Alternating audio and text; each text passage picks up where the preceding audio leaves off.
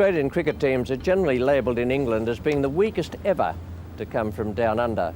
That happened to me way back in 1961. It certainly happened to Ian Chappell in 1972 and also to Alan Border when he brought the side to England in 1989. There was very little between the two teams in the Texaco one-day internationals. England won by virtue of losing fewer wickets at Trent Bridge, and they still remained firm favourites for the Headingley Test match.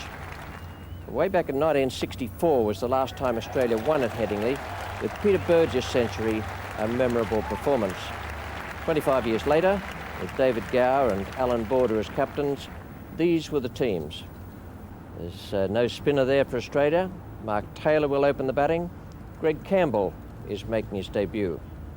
For England, there were injuries to Ian Botham and Mike Gatting before the start of the Test match. That was bad luck for the home side. John Embury was left out, and David Gower, after winning the toss, put Australia into bat on the relayed Headingley strip. We join play now. It's 57 for 2. Philip de Freitas is the bowler. Mark Taylor is taking strike. Oh, lovely shot.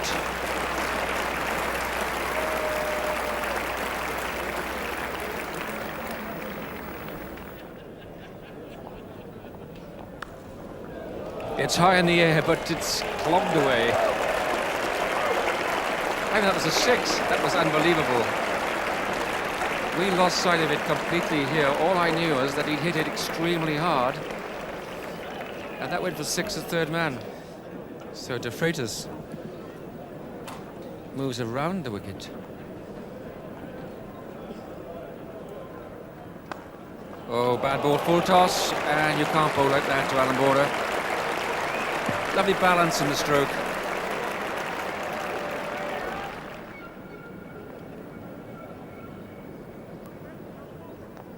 Oh, beautiful. Just a fraction short, you see. And he's compact and powerful. Such a quick reaction, 4 runs.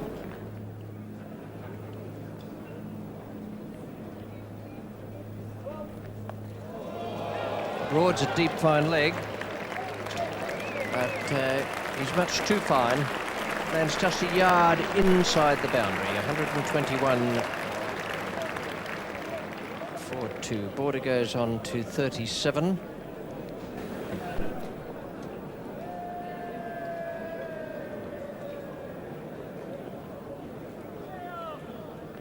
Oh, lucky man. What a lucky captain you are.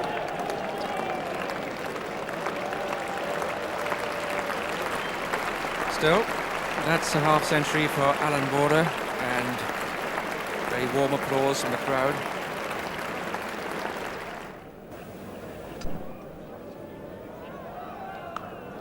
Well, that's in the air, and that's probably out. Mistimed hook, and taken. Neil Foster, the catcher. Philip de Freitas, the bowler, and that's the end of Alan Border. Caught by Foster for 66, and Australia now 174 for 3.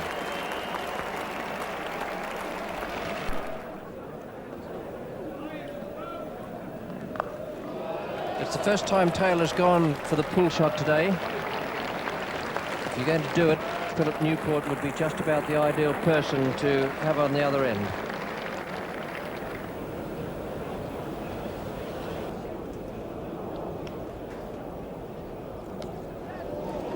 And that looks as though it will be a marvellous moment for Mark Taylor.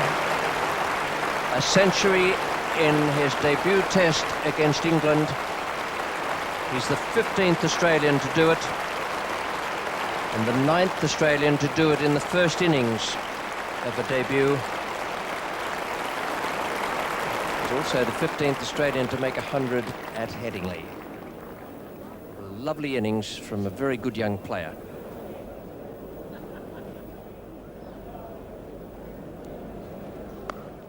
Shot. Nice square drive.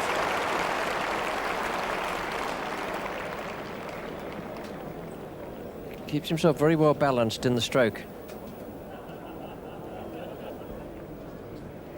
272 balls, 351 minutes up to now, and 11 fours.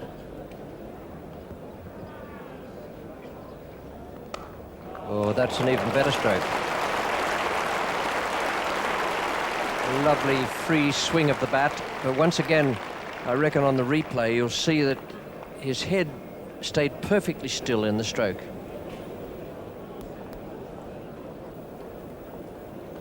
De Freitas now replacing Philip Newport. Oh, it's a lovely shot from Taylor, and what form he's in now.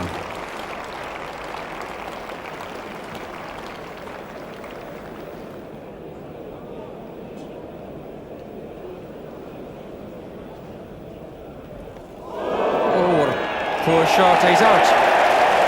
Well, not a good shot. And there he goes, Mark Taylor, after a long and creditable performance. Strange way for a superb innings to end, because it was an innings of patience, of technique, of craft, and of extreme value to his side.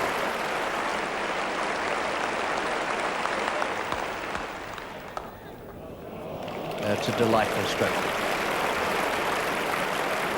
I'll swear that that was nothing more than a defensive push.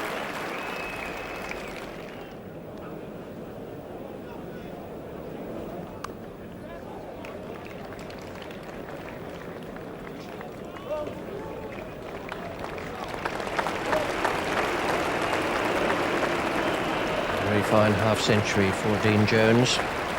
Only 105 balls.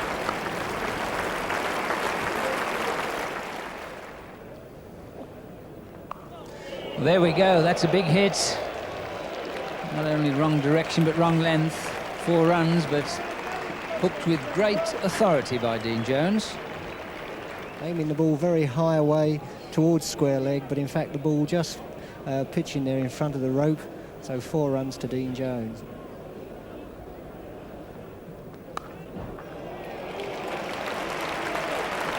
Well, that's a shot of cool and marvellous timing. He knew exactly where the field placing was on the offside. He must have learnt this shot from a player who's played here many times, Tony. Jeff Boycott, beautiful balance. Jeff Boycott, very famous for this shot, but beautiful balance there. Great power again.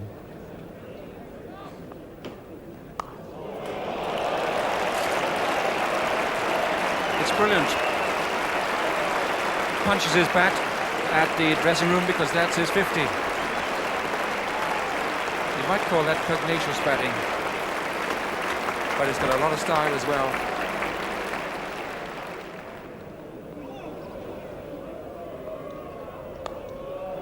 Done it again. It's there to be hit.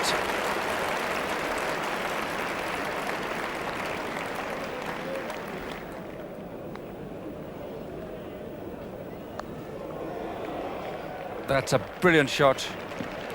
A brilliant shot.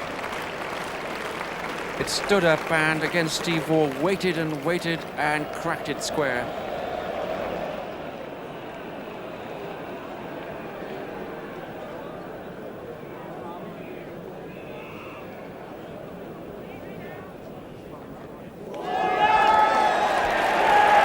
Jones has gone, the breakthrough has come for Philip Newport.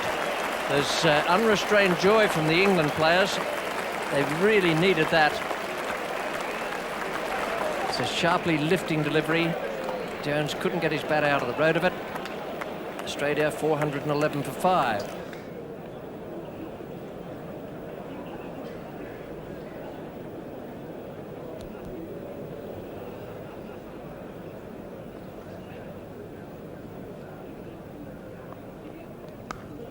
There it is.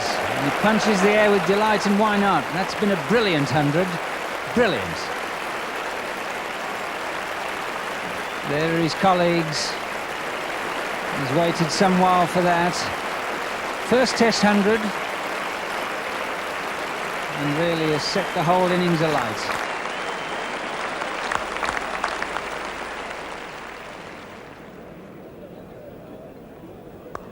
Out. And suddenly Phil Newport's found the way to get wickets. He's found the edge. They've gone either side of slip, through slip. And there we are, a simple court and bowled.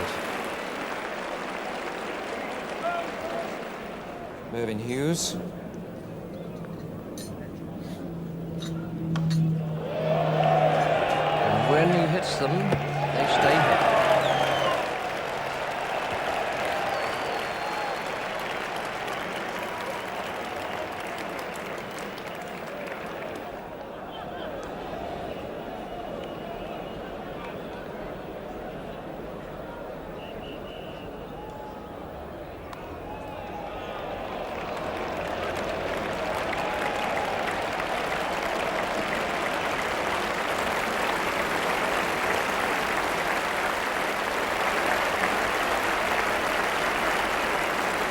There's the 500.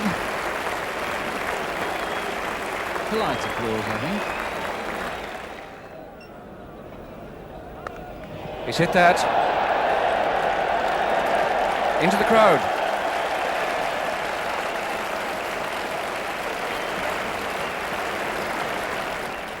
So, De Freitas.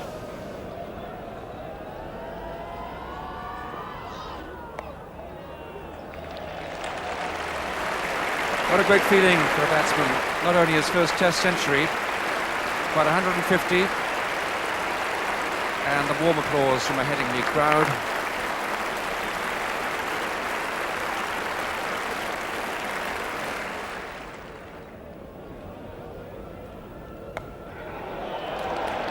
No bother at all.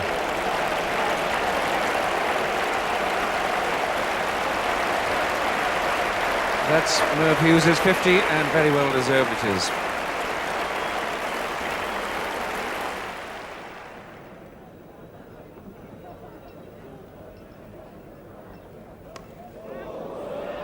That's out.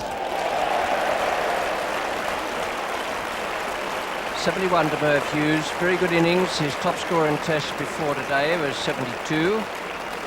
That might just spur him on as well to get 3 short ones in succession from Neil Foster.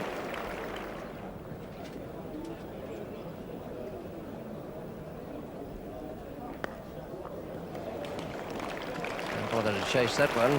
Lawson's picked it up beautifully off his pads. 601, and the declaration has come from Australia. Well, that is a tremendous effort by the Australians. 601 for 7. Maiden Test match centuries for Mark Taylor and Steve Waugh, and valuable contributions from Jones and Hughes. We join the England reply now. It's 35 for no wicket. Terry Alderman is the bowler. Graham Gooch is taking strike. Oh, big shot this time, and he's out. Graham Gooch is out. Terry Alderman gets him LBW, and England's first wicket is down with a score 35.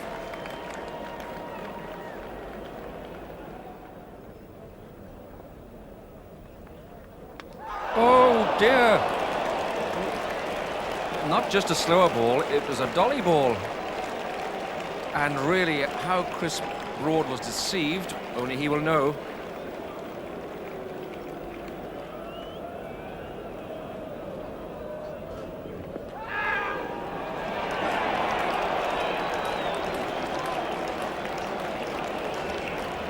Kim Barnett given LBW to Alderman.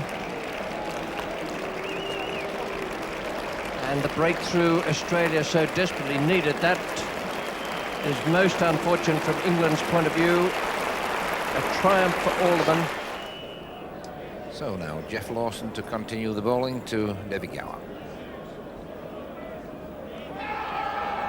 There's a shout, and yes, Gower's been given out, just rushing the bat down the leg side. Well, that's a disappointing way to get out for David Gower. Really a little bit unlucky if you just get those down the leg side, but the previous over, he'd flicked one down there, it went for 4, and this time even finer, giving a catch to the keeper.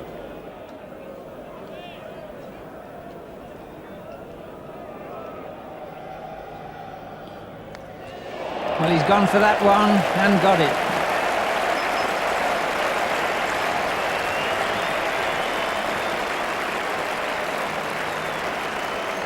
Alan Alan Lamb loves playing on the back foot, either cutting or hooking, and this time, beautifully controlled shot there. Great demonstration there of the hook from Alan Lamb.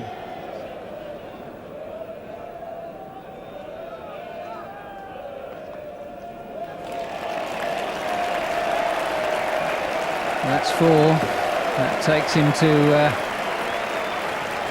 well, not quite the magical number, but just one short, 99.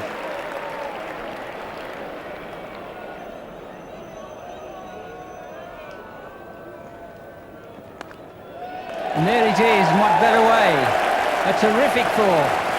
Triumph from Lamb and the England dressing room and the crowd. It really was a marvellous way to get to 100. His first against Australia.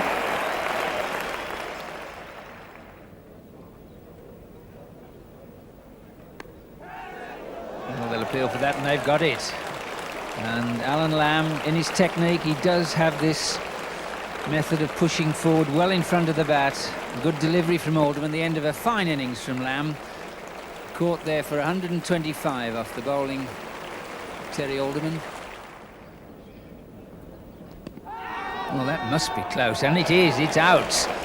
Pringle just refusing to get all the way forward. Just a little step, and there is the first wicket for young Campbell in Test cricket and justifying Border's confidence. And Terry Alderman to resume. Robin Smith, the batter.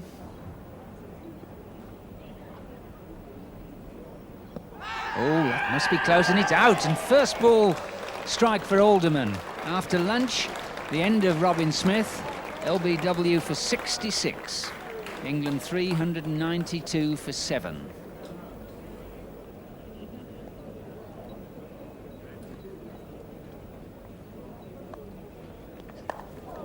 It's gone up in the air, it's going to be caught. David Boone is the catcher, and Phil Newport's excellent innings comes to a close. 36 runs he scored at a most vital time for England when they were trying to avoid the follow-on. But now they're past that first milestone of 402, they're 421 as the 8th wicket fell.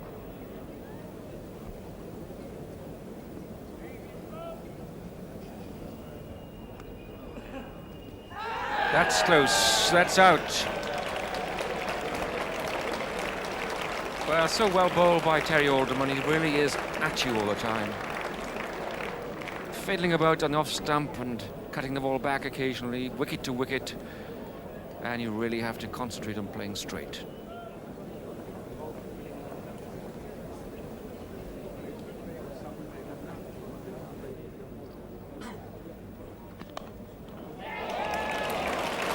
Great catch.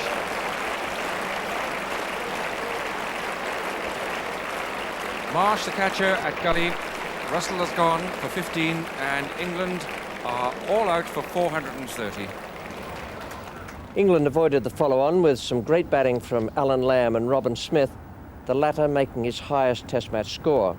Alderman, 5 in an innings once again. It's the 5th time against England for him, and Australia declared on the 5th morning at 230 for 3. Alan Border played very well towards the end. He got 60 from 76 balls, and Australia had a minimum of 83 overs in which to bowl out England. Broad is taking strike now. Here's Terry Alderman. It's 17 without loss.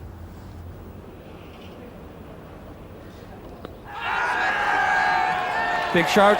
Chris Broad has gone. And we were just talking about his predilection for turning the ball on the onside, but you have to choose the ball that's off the stumps, not the one that's straight. And this is Terry Alderman, wicket to wicket yet again.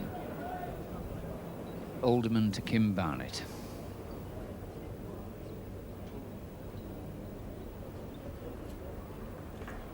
Oh, that's out. Beautifully caught there at slip. And Kim Barnett gone with Alderman making the ball run away. Blow for England. Barnett out for 34, 67 for 2.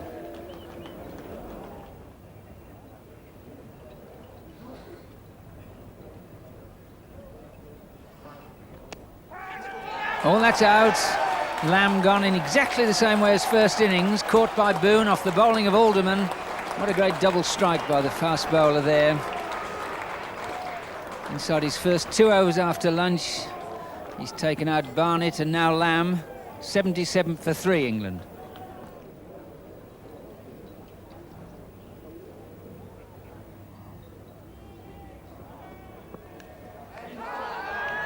Oh, what a good catch. Now Lawson brought the man in on the leg side there. That's twice in this game. Lawson has picked up Gower down the leg side. A calculated plan, but not always does it come off. David Gower's played 1 or 2 casual shots down that leg side, and again, a little bit casual. He'll be very disappointed in that, and England now back in dire trouble again.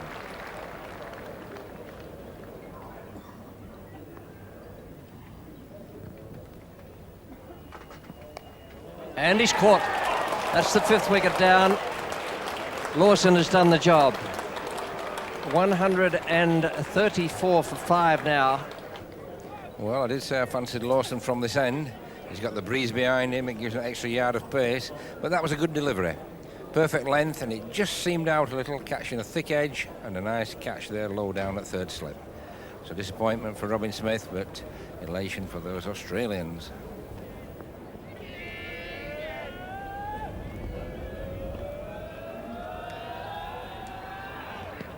Oh, that must be close. And he's given him. Thought a long time about it, Graham Gooch.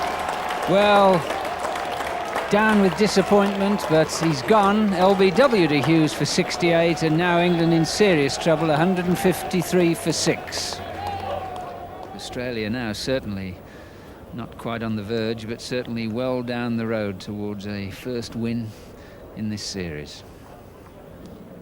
And that's out. Indeterminate shot, little bit of movement, and Australia missing nothing now.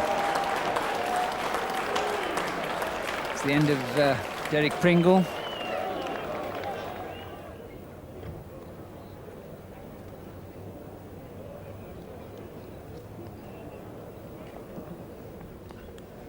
Oh, well caught. What a good catch, and excellent tactics to come around the wicket for Hughes so that Russell had to play at the ball. Ball coming in from that wide angle. He had no choice but to play it. And that is disaster for Jack Russell, triumph for Hughes.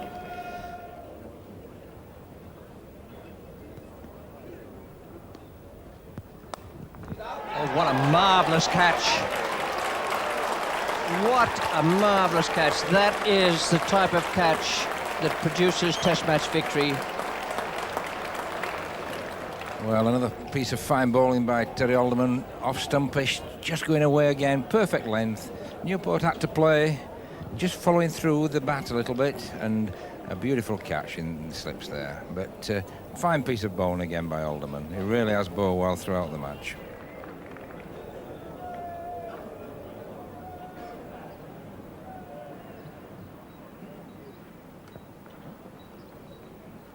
And that is it. Australia have won the first Test match at Headingley by 210 runs. Philip de Freitas bowled by Merv Hughes, and that is a famous victory. It certainly was a famous victory, and an overwhelming one as well. Terry Alderman, man of the match, 10 for 151. Marvellous figures, his best ever in Test match cricket. And more important, there was a splendid exhibition of captaincy from Alan Border, who carried the attack to England right from the time the coin came down the right way for David Gower. Well, the action moves now to Lords. Australia had their solitary Test match victory there in 1985 when Border was skipper, and here in 1989 they made one change from the Headingley Test match. Trevor Hones, the leg spinner and late order batsman, and a very good slip fielder comes in, and Greg Campbell is the man to miss out. England had Lamb and Newport injured, bad luck for them once again. Pringle and de Freitas were dropped after the debacle of Headingley. Replacements for all that were Dilley and Jarvis and Gatting and Embury. The toss went to England, this time David Gower batted. We joined play at 31 without loss. Alderman is the bowler, and left-hander Chris Broad is taking strike. Oh, that's out. Yes, that looked absolutely plumb. And Alderman has got the ball moving around out there very nicely, the outswinger to the right-hander, and that was a very good delivery. Yes, I don't think there was much doubt at all about that. That was a fine delivery by Alderman.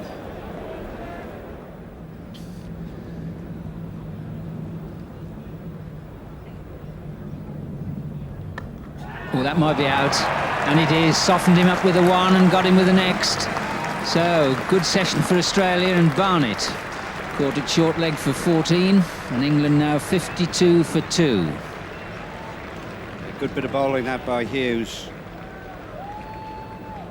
Another short delivery, but this one coming down the hill a little bit at him, tucking him up.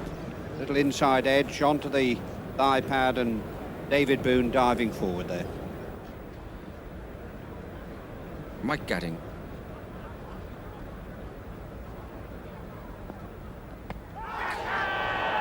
He's out, he's gone. It was a brilliantly set trap by Alan Border. First ball for Mike Gatting. Just watch those two men placed in front on the off and leg side, and that persuaded Mike Gatting not to get perhaps right forward. Oh, he's got him. That's very well bowled by Steve Waugh, and a fine catch by Healy behind the stumps, but Graham Gooch caught Healy bowl Steve Waugh for 60, and England's fourth wicket goes down for 131. Yes, so England back in trouble again. You know, saying if you lose 1 wicket, you can always lose 2. If England did that, they'd be really back in trouble.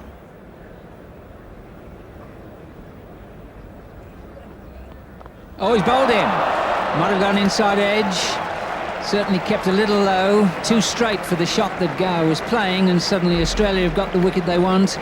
Gower bowled by Lawson for 57, and England now 180 for 5.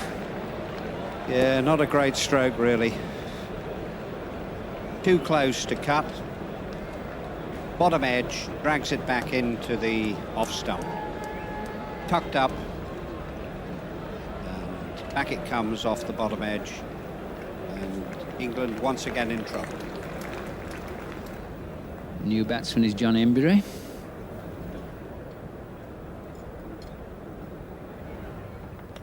Oh, it's bowled him. Bowled him. Second Middlesex duck. Embury. Bowled by Alderman for naught. England 185 for 6.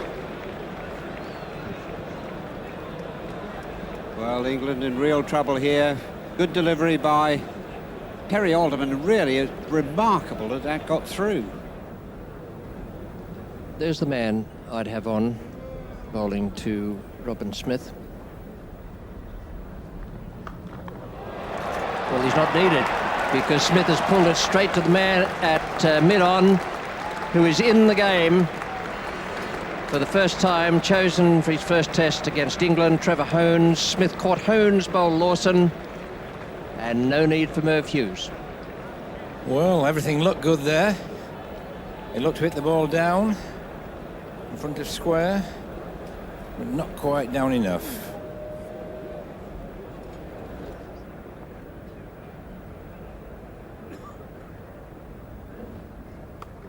And he's hooked it away, and that's the sort of treat we've had. Is he under it? Has he caught it?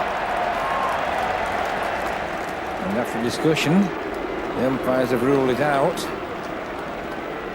Let's take a look again then. Foster hooking the ball high down to deep backward square leg. Dean Jones is the fielder running around.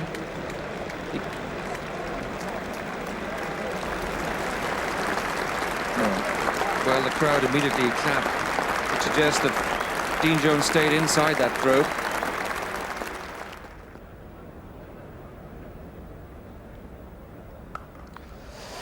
Oh dear, what a fantastic catch that was. You heard it was off the middle of the bat, and that's Geoff Marsh standing in the gully and clutching the ball as it almost whistled past him. Tremendous catch, and Paul Jarvis would have to settle for an exciting small innings of 6. Caught Marsh, bowled Hughes.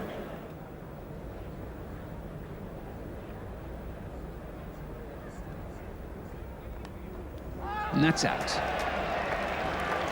So the taking of the new ball worked. Dilley's the man out caught. Off the bowling of Alderman, he goes for 7. Russell's left undefeated on 64, and England all out for 286. That was a great effort from Australia. Although England did look to be in something of a hurry, I thought, all the way through that innings. All the Australians bowled well, and the fielding at times was absolutely brilliant. Here's the Australian reply. Marsh already is out. He was caught by wicketkeeper Jack Russell of Dilley for 3. But Taylor and Boone have played very well. They're still together. It's 72 for 1, and Boone is facing Paul Jarvis. Well bowled and nicely played as well. Boone has timed it well. Just raced away from the fielder, but Jarvis had him playing a slight adjuster right at the end. Graham Dilley.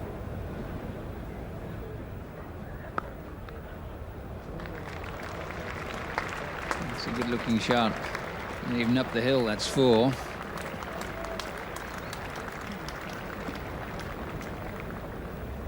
John Embury.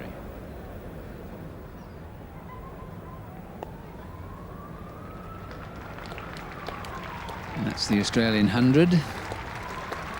And that's come in the 34th over, with the first 50 having come in just 21, so quite an acceleration there.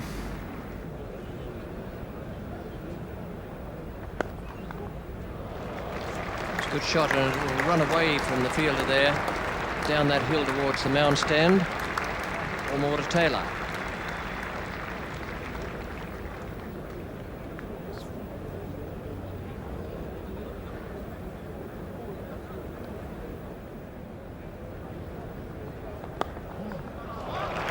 Beautiful shot. Timing was there, and Paul Jarvis had given everything, really hangs his head.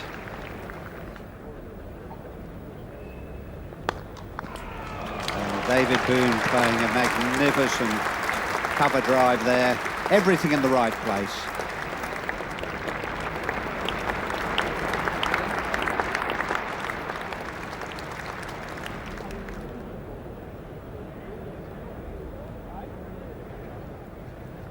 Well, that's well bowled. Now that must be close.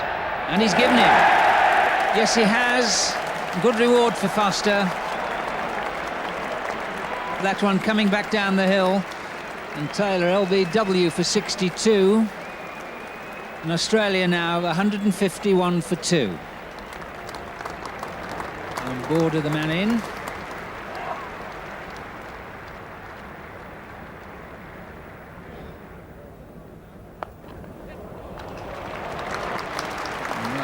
No argument about that shot.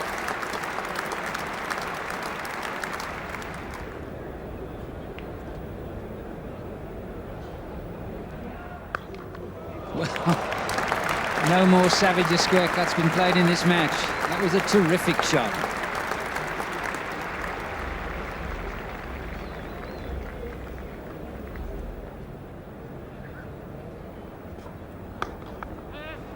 There's 4 more. And really, Dilley settled into no sort of rhythm in this spell from the pavilion end. Another lovely shot, and that takes him into the 90s. And there's the ball, which is now looking slightly the worse for wear.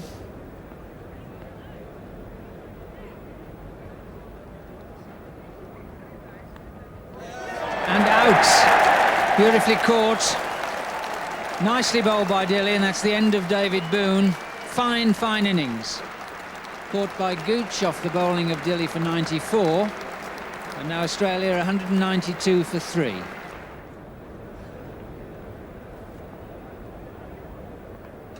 It's in the air. It's got him. He's trapped him. Well bowled, John Embury. Robin Smith, the catcher. Top edge sweep. And that was not only good bowling, but good field placing. And Alan Border goes to his favourite sweep.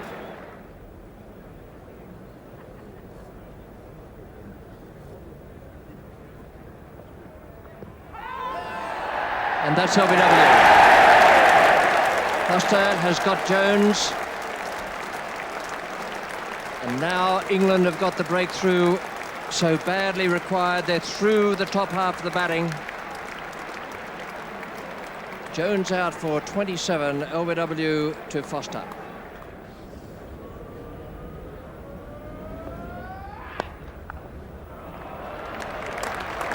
And that's 4.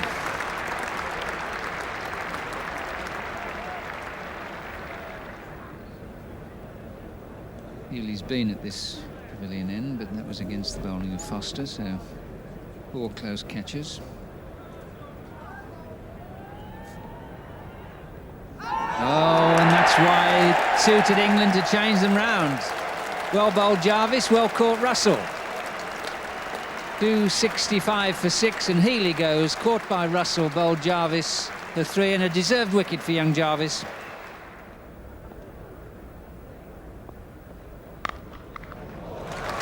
Every so often he produces a stroke like that, which is sheer beauty.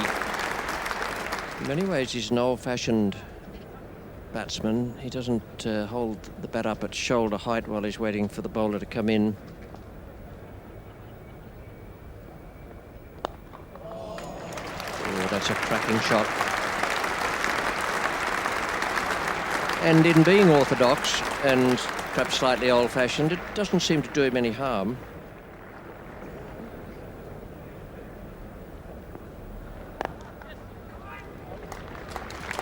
And that's Steve Waugh's 50.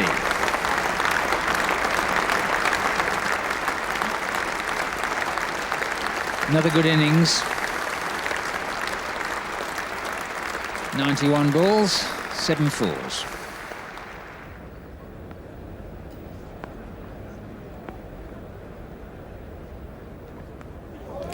And that's out. Gooch again. And Foster delighted, Smith, Gatting, everybody. But well played Hughes, caught by Gooch off the bowling of Foster for 30, the wicket England wanted. Australia 331 for 7. I think there'll probably be a fairly defensive field as far as Waugh's concerned.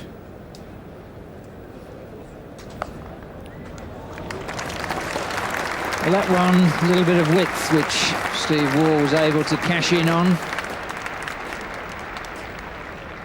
It's Waugh's 12th boundary. You'll see this one tossed up, but just that bit of width. Lovely shot. The lead now is substantial, and certainly Waugh and Hones and Lawson and Alderman to come. Every chance of extending, and he's bowled him. Well, there, too close to cuts, just before lunch. John Embury getting his 2nd wicket. Trevor Hones bowled for 21. And Australia now 381 for 8.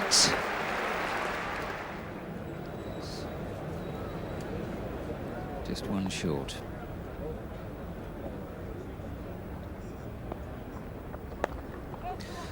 There it is. But it hit, it looked as though it would have been out, but triumphant wave of the bat from Waugh. It's been a lovely 100. It really has. Classically correct batting. Lovely stroke play on both sides of the wicket. Particularly strong on the offside.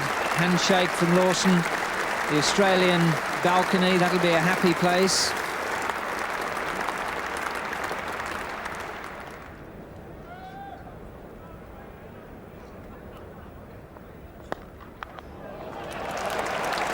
.53.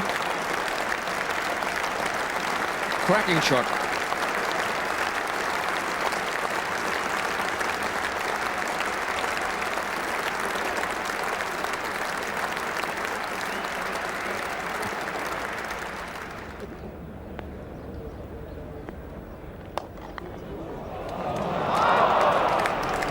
Well, they could easily run 4 here.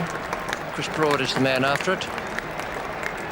Could be lucky, it might go, yes it will. Otherwise they could easily have got 5. 100 partnership up between Steve Waugh and Geoff Lawson.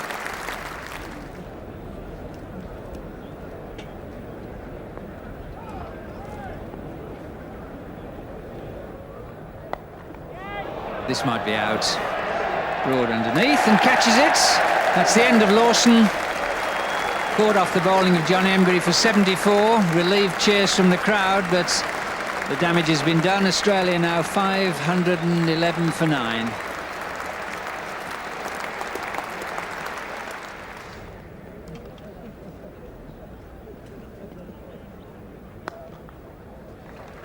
That's his 150.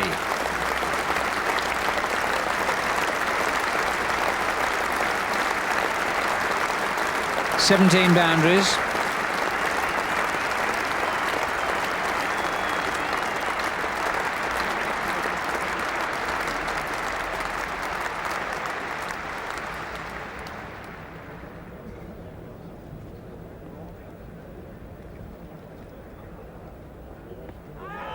That's out. Alderman doesn't like it. Emburey does. Finally, everybody can go to tea. Alderman LBW to Emburey for 8. Australia finally in the 158th over of the innings, all out 528. There goes Steve Waugh. 152 not out. 329 runs in the series so far. Still no Englishman's got his wicket. What an innings from Steve Waugh. He's in tremendous form at the moment.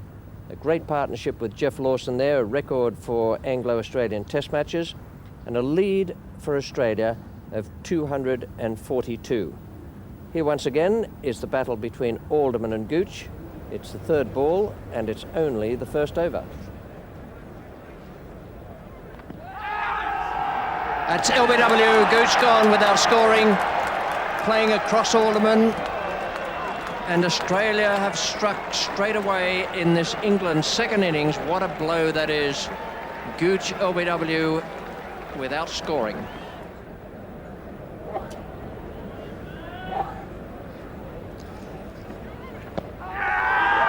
That might be out. Certainly very confident and given. Dickie Bird waited to think about it, and Kim Barnett looks a candidate for that sort of dismissal. On the shuffle. And with Alderman always likely to move the ball about a bit, that's the result.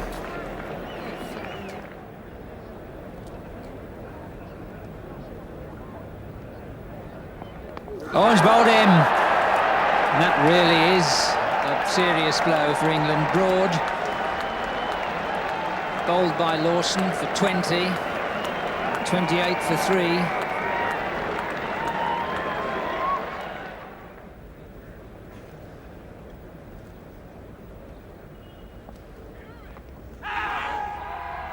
And he's given him. Gatting out. Well, he's had a look round, wandering away. Very disappointed in a jubilant Australian side. Mike Gatting can't believe it. Set himself to play a long innings. Out for 22, and England now 84 for 4.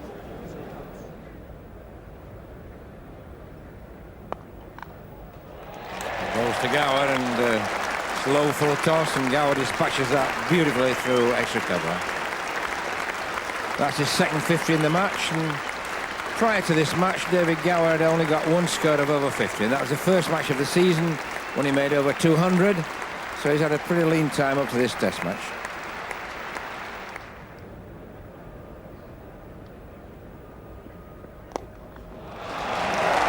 Beautiful stroke. 50 for Robin Smith. And the 100 partnership between Smith and Gower.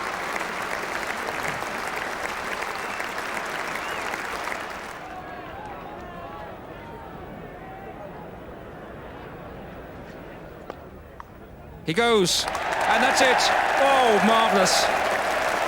What a story. And 20,000 people standing. Tremendous ovation for David Gower.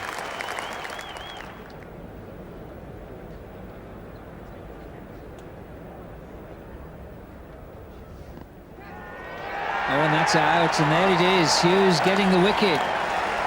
And Gower's marvellous innings comes to an end with another hostile delivery from Hughes, which gets the catch at short leg. And that's Gower out for 106. And now England 223 for 5.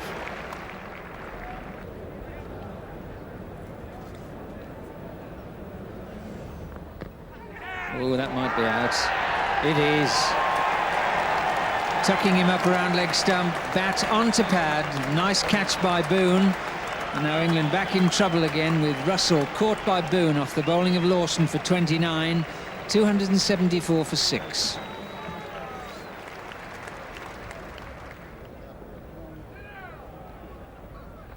Bowl him.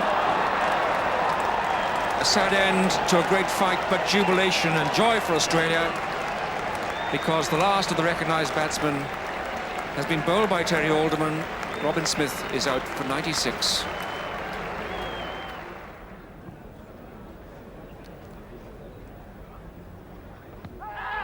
That's out, I'm afraid. Terry Alderman is doing terrible damage out there now, and he traps Neil Foster that fraction of a second before he could really get well out onto the front foot. And so the 8th wicket goes down now, 304.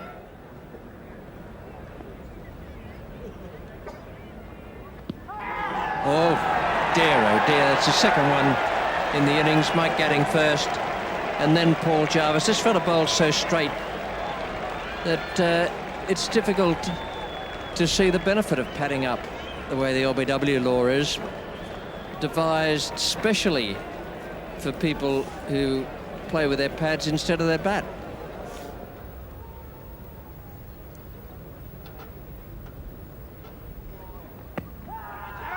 Big shout, and he's given out.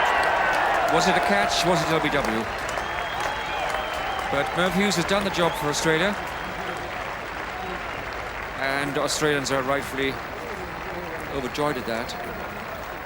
Well, sometimes 118 can seem a big task, but David Boone, with a splendid half-century, soon put paid to that conjecture. A 6-wicket win for Australia, and they did play some absolutely brilliant cricket over the 5 days. There was excellent batting, fine attacking bowling, and at times breathtaking fielding, and Border's leadership once again was faultless. Australia 2 up with 4 to play, the 3rd Test match at Edgbaston, and England, dare it be said, in some disarray. David Gower had apologised for his exit from a Lord's press conference.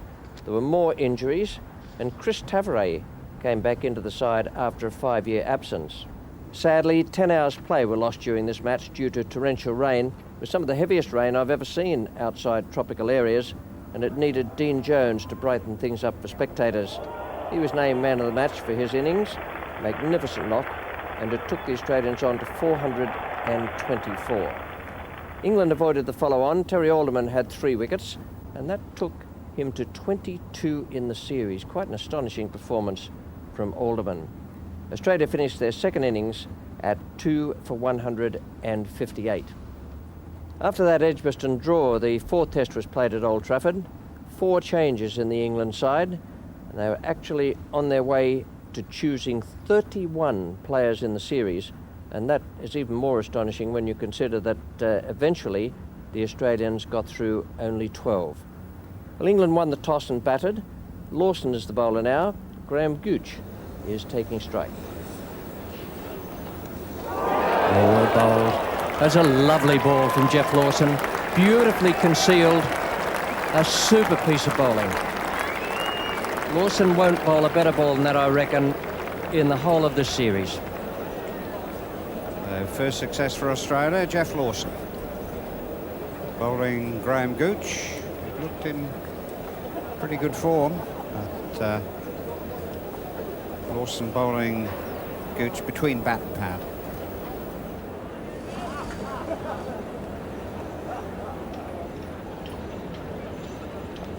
Oh, appeal there, and that's out. Tim Robinson has gone.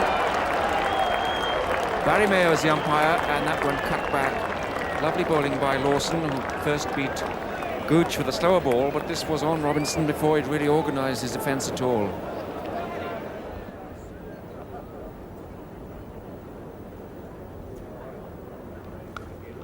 There he goes again.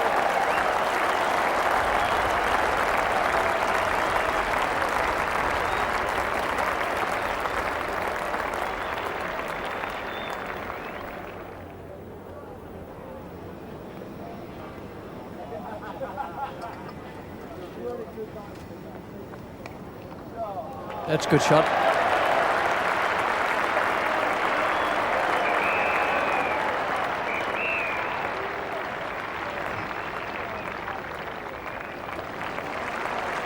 Dean Jones, the fielder.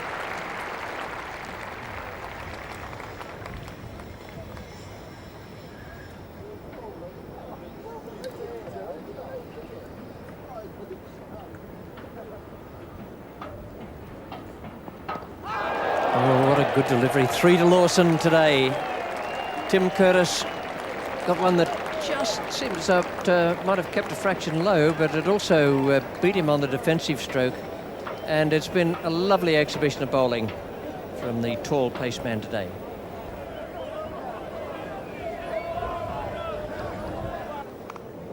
Oh, that's a lovely shot. It wasn't a good ball, and it really stood up there, right in the way of that brutal square cut, which Robin Smith loves to play.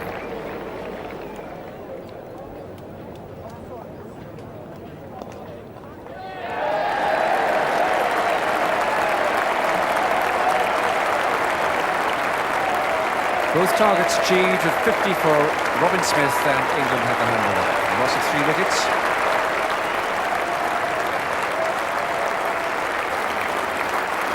Nicely turned for good wicket for 3.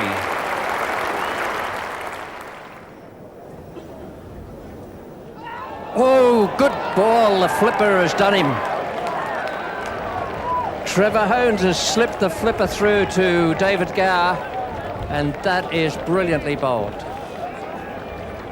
Absolutely right. The man that's just told you about that knows all about flippers.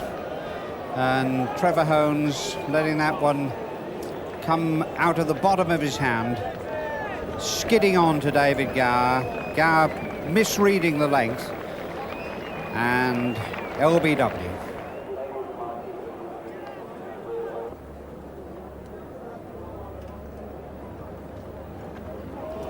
Hohns has done it. That is the wicket. And will both of them be able to forgive himself, is the second question to answer. Hohns deceived him, brought him down the track and slipped it through his guard. Both of them couldn't resist the attempt to hit it over the side screen, over the top of the stand at the Warwick Road end and onto the station. Lawson to Russell.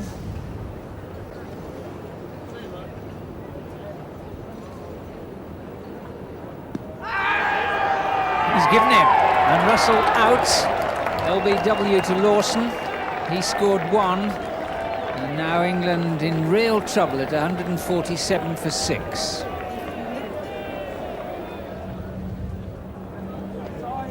Oh, that's out. It's simply exhausted the patience of John Embury. He probably spotted a googly, but played it atrociously. Straight delivery and a cross-batted slog. Would have hit the middle and leg.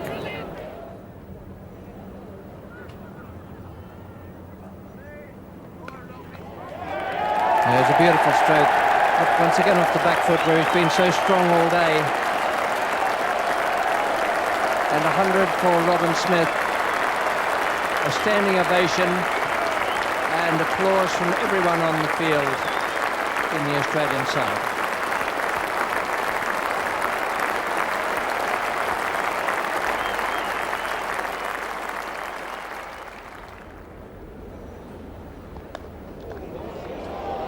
Oh, got it. Well, only just. Lawson has clapped both hands to his head, and Border is just thinking about the awful possibilities there, but Foster has gone. It was a beautiful piece of field placing and very well bowled with a slower ball from Lawson, but it was so close to getting away.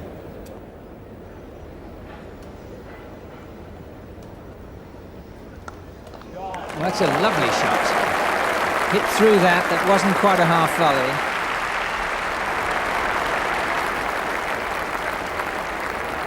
That takes England to 250.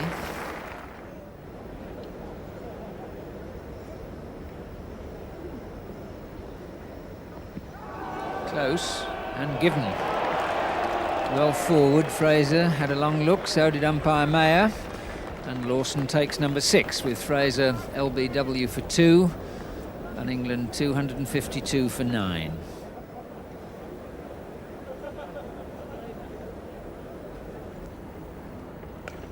And that's a great shot. It's on the up that got hold of it. And that's his 15th boundary.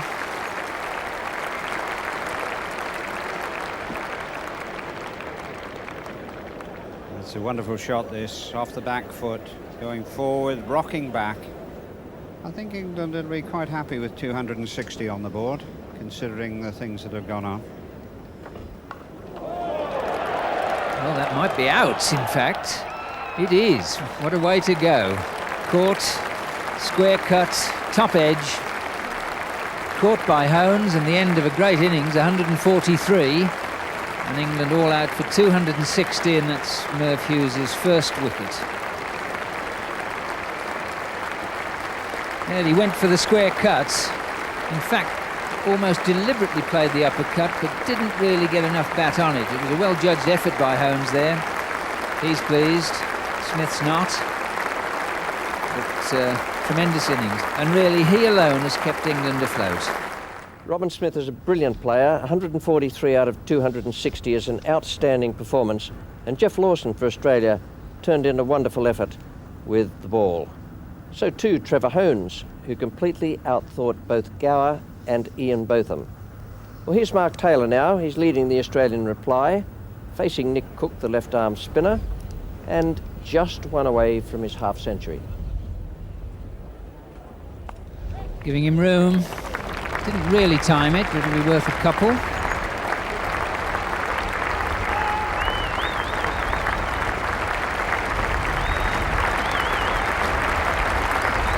Taylor's 50. And a very good innings indeed.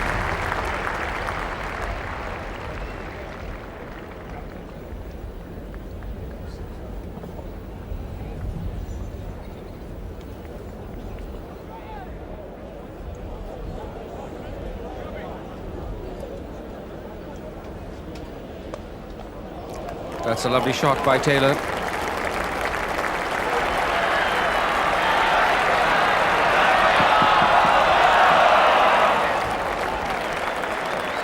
Lovely straight bat, full face of the bat.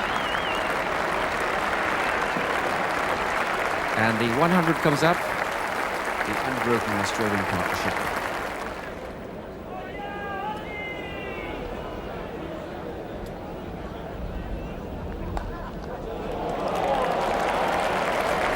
And again, John Embry not making quite such good ground this time. So 2 fours in succession for Mark Taylor. Lovely straight drives through mid-off. There's no mid-off fielding there.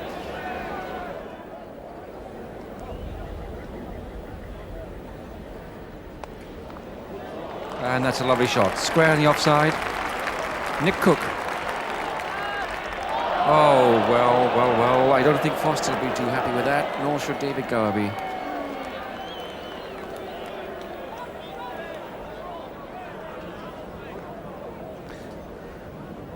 Now Botham to bowl to Mark Taylor.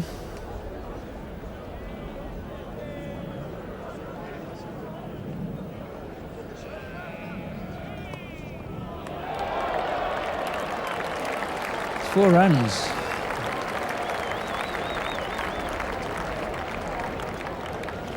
Eighth 4 for Taylor.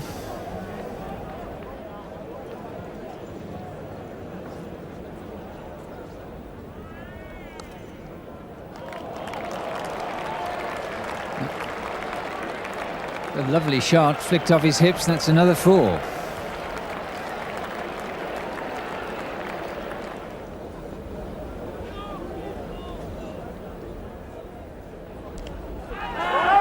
That's out. What a tremendous bit of wicket keeping.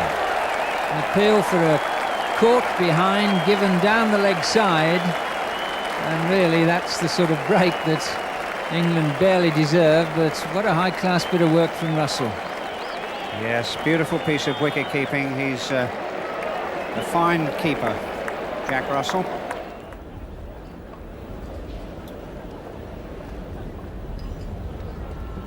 And he's done him again, same as at Edgbaston. Embury has had Mark Taylor stumped for 85. Exactly the same type of dismissal as in the last Test match, spinning the ball past the outside edge of the left-hander's bat. Excellent innings, but that's good bowling.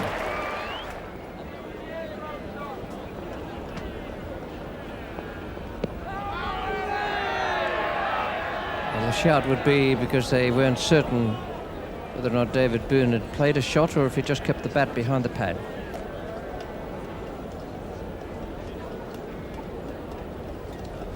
Well, it's always a debatable one, is that.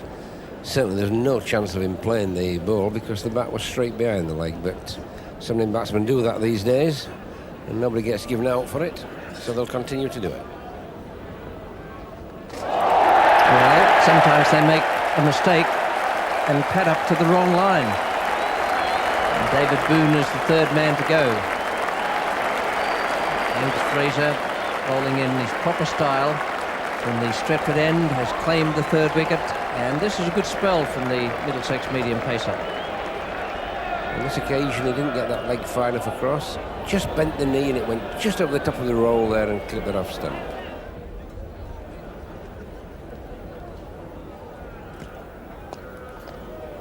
Oh, that's a good shot. Full swing of the bat. Played wonderfully straight.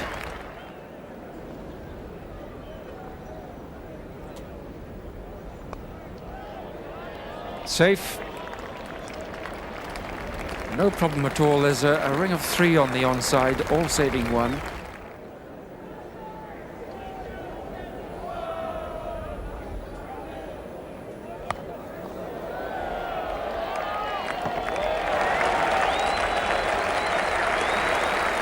Really is a batsman who, whatever the state of the pitch or the game or the day, within 25 minutes of the close, and just look at this for a shot.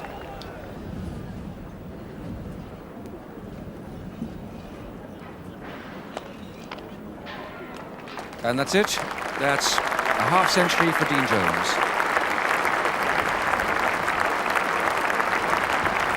There's Jeff Lawson applauding there, but Dean Jones played particularly well yesterday evening.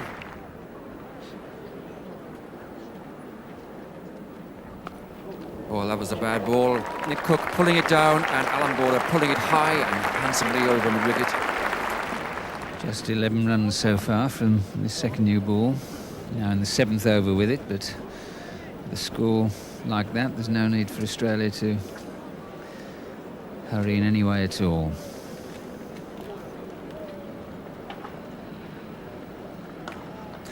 And that'll be the lead. Good looking off drive there from Border. Gow won't catch it. Almost symbolically, really. Borders 4 with Gow chasing in vain to give Australia the lead.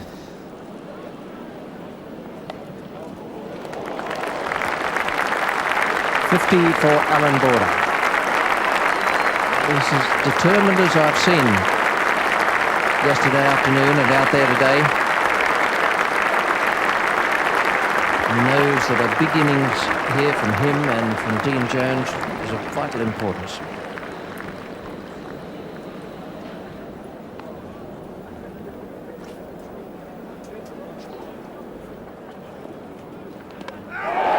There it is, Botham through. Jones for 69. 274 for 4 now. Botham coming in from the Warwick Road end, and Jones has gone. The partnership with his skipper is broken. And Angus Fraser coming on now from the Stretford end.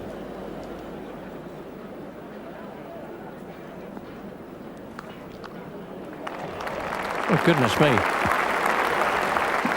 He's just given that a little flick of the wrists. And it's fairly raced away through cover.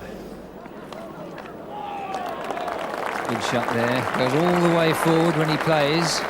Didn't really time it, but that brings up the 300.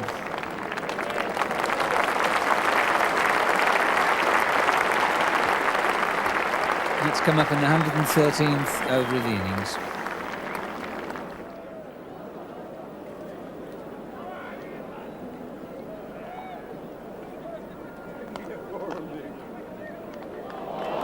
dear.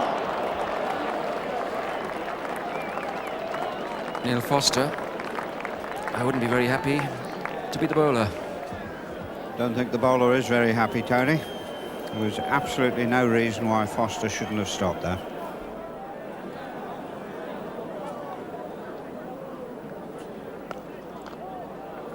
Oh, that's lovely. When you bowl a long half volley to a high-class player, it's as automatic as putting a penny in his slot.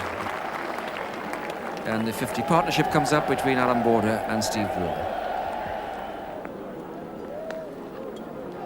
Here's a lovely shot from Waugh, but it was a pretty loose delivery. That's Steve Waugh's 50. That's his 4th 4. And it looks as though he's on the glory trail again. 102 balls in 104 minutes.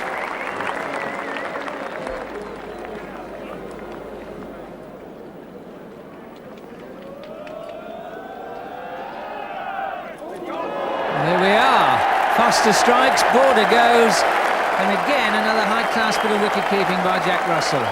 So the end of a marathon innings by Alan Border. It really set his side now for a huge total, 362 for 5. You see this ball just slanting across. Didn't really get his feet going.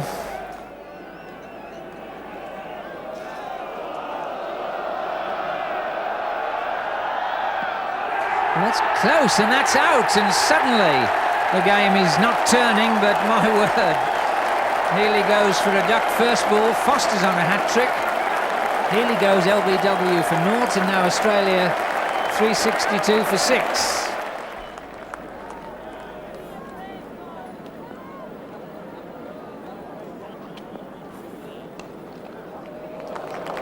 It's a lovely shot. Steve Waugh, that'll be 3 runs, takes him on to 78.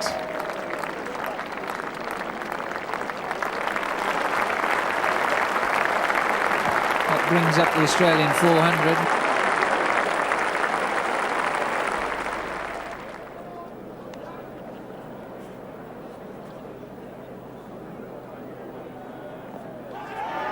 Well, there's an appeal, and it's out, and finally Cook has struck, and well, Gower's delighted. He just had a word with him. Cook's relieved. He's broken the spell.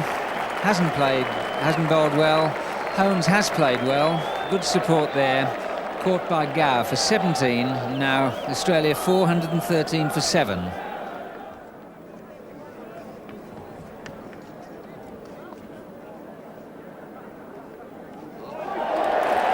That's cricket ball, well bowled. 2 wickets for Nick Cook. The fuse has gone, and Steve Waugh is still 8 away from his 100. That would be marked down as the brightest piece of batting.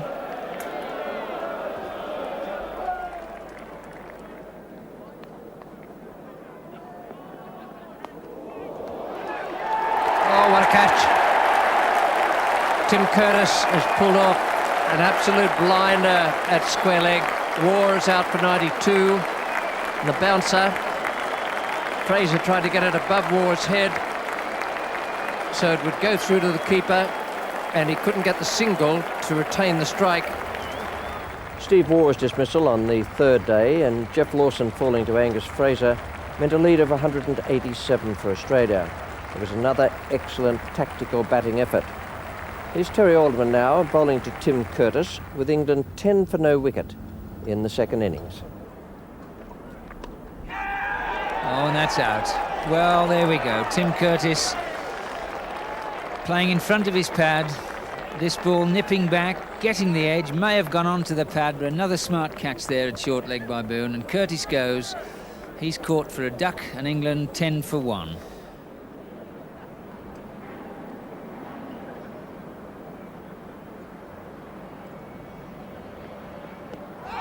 Oh yes, that's absolutely plumb. It was well bowled too by Lawson. It was a quicker ball. He's been bowling about 3/4 pace, and he really let that one rip. Beat Robinson clearly on the backstroke.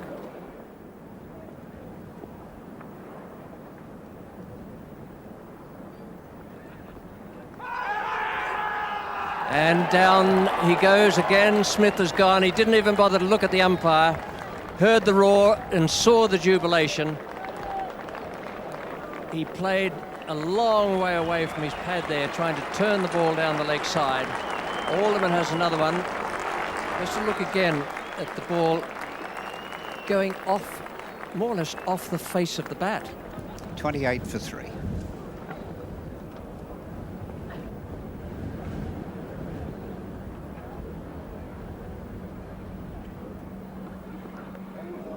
It's caught him, beautifully caught.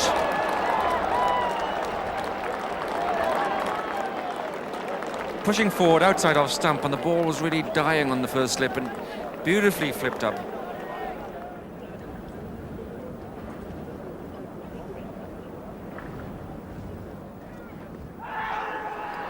And that's out.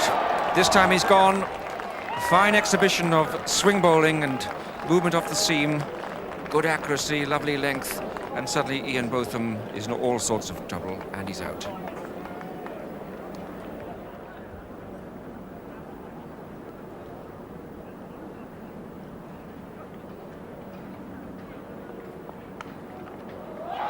Out. Good catch. Fine catch. And David Gower. Well, the day spoiled by what's gone on before lunch, now completely ruined, and there he goes, England's captain, caught in the gully off the bowling of Lawson.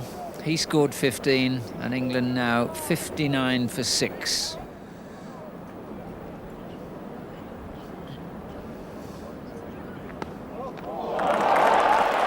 Well, there's a rare flourish.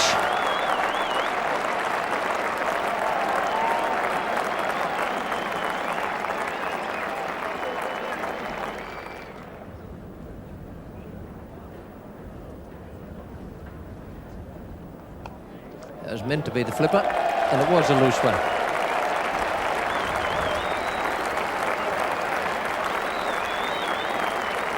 And that brings up the 50 partnership for these two late order batsmen.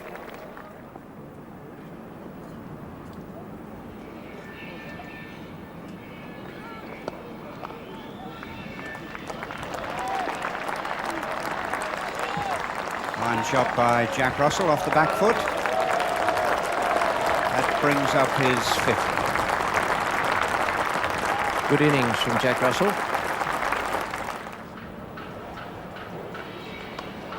That's a good shot.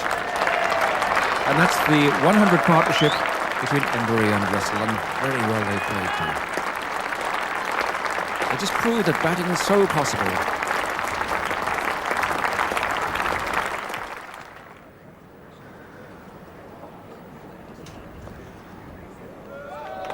That's his 50.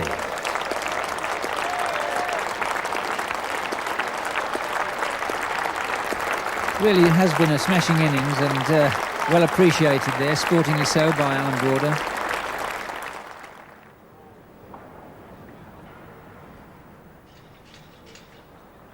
Oh, it's bowled in, and Embury on the back foot, the ball nipping back, may have flicked the pad off stump, and the end of a wonderful piece of resistance from John Embury, bowled by Terry Alderman for 64, the end of the partnership.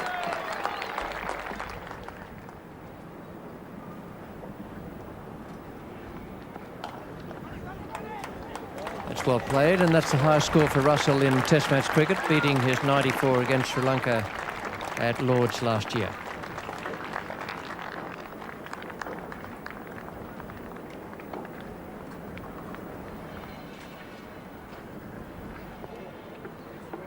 Oh, Alderman has done it again.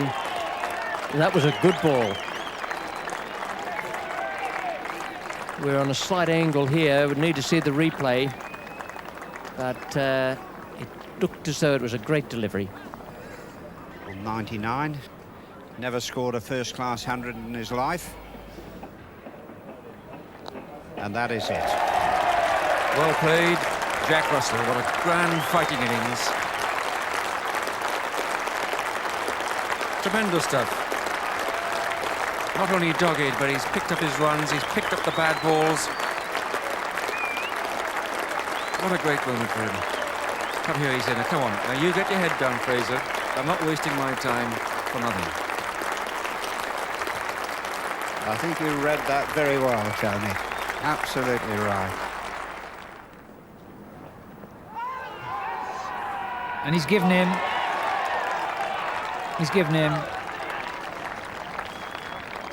He'd had him probing and propping forward. A very dejected Angus Fraser. He's out for 3 and 2.55 for 9.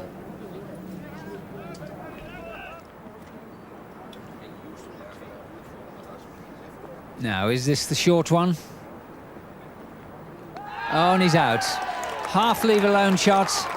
Hughes does the trick. Cook caught at the wicket off the bowling of Hughes, and Russell left unbeaten with a marvellous 128. Well, what a great way to make your first-class 100 in a test match against Australia. A good performance from Jack Russell, and particularly in the light of the way he batted and the things that happened to him up at Headingley in the first test match, where he had so many problems with the pace bowling. Even so, Australia needed just 78 runs to regain the Ashes in England for the first time in 55 years. It's 62 for no wicket as we join play. John Emburey is the bowler. Geoff Marsh has taken strike. Out. And so Emburey's got a wicket. Marsh again going 31.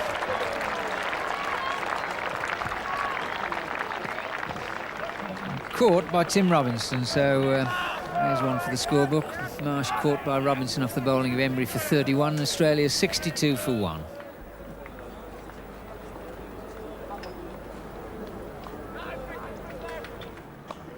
That's a bad ball. Every now and again one gets pulled down, and it's really a free hit.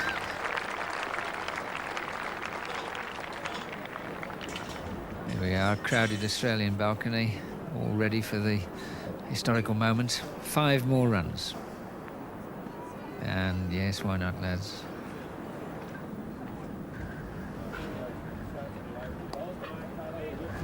Well, that'll be one of them.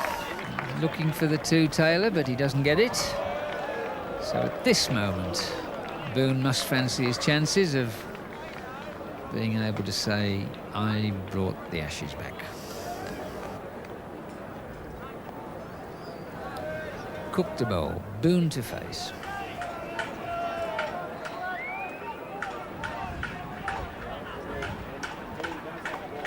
There it goes. Game and the Ashes. Boone scores the winning runs. Australia win by 9 wickets. 3-0 lead in the series. David Gower, well, for every winner there's a loser, and even he can't really complain about how comprehensively Australia have won this series. 2 matches to go. Complete reorganisation of England needed. The Australians beside themselves with delight. Bobby Simpson deservedly getting the congratulations there. Stumps, bails, any sort of souvenir for a moment in history, which is the first time it's happened in England since 1934, and only the 3rd time in all. A memorable win for Alan Border and his team. They thoroughly deserved it. They played wonderful cricket, and understandably, it was the signal for some jubilation in the Australian dressing room.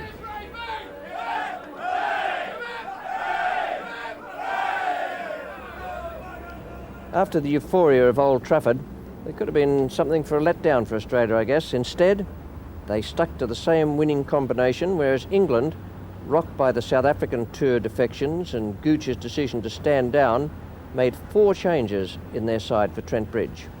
Alan Border won the toss. Marsh and Taylor were the opening batsmen. And here's Ian Botham bowling to Mark Taylor. 38 for no wicket.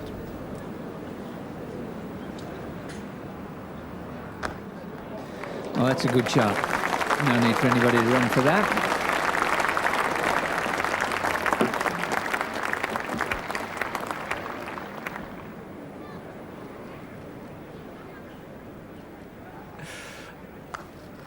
Well, that'll be 4 runs. That's one of the few really bad deliveries that Botham's bowled. It was short, it was wide.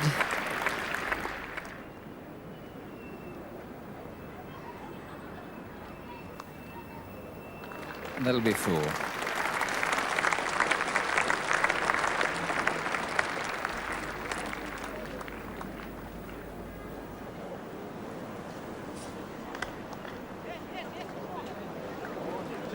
Nice little push, and that'll take Taylor to 50. He was dropped when he was 3 by Moxon. He's played and missed a few times, but all in all, it's another innings which is doing a great job for that Australian dressing room and establishing quite a platform for the powerful batting strength to come.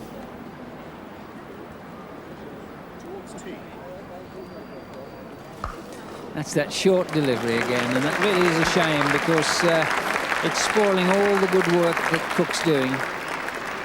And 136 for no wicket, and that is the highest partnership by the Australian openers in this Test match series. It beats 135, which they put on at Old Trafford.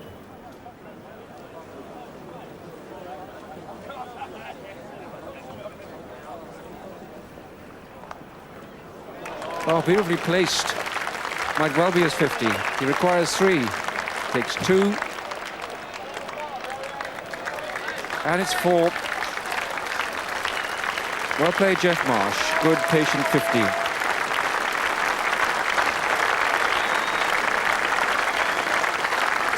But that'll please Jeff Marsh. His first half century, much appreciated by those in the dressing room who know him to be the fighter he is.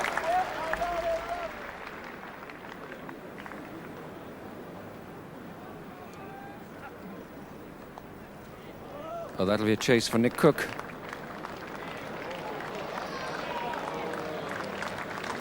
But this ground is hard and fast.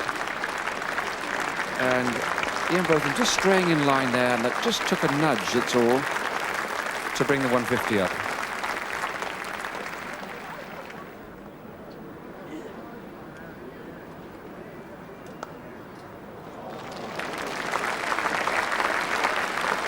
Well, these two batsmen really are milking the bowling now. Just a stray in the line, that's the important thing. Give them room, and they're in such good form, they're just picking off the 4s.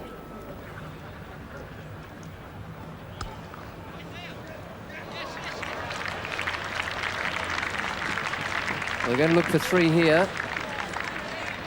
And he'll get it. And that is another great innings from Mark Taylor. What a tour he's having.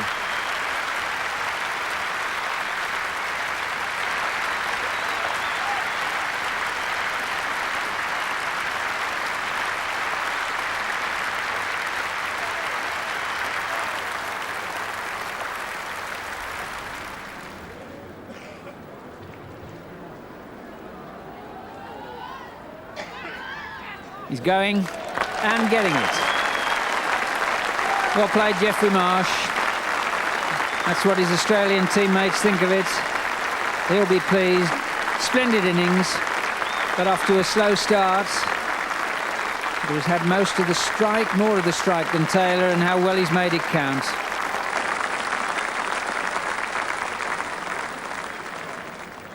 Well, the landmark's coming thick and fast. That Australian total equals the all-time record opening stand for Australia against England, Simpson and Laurie.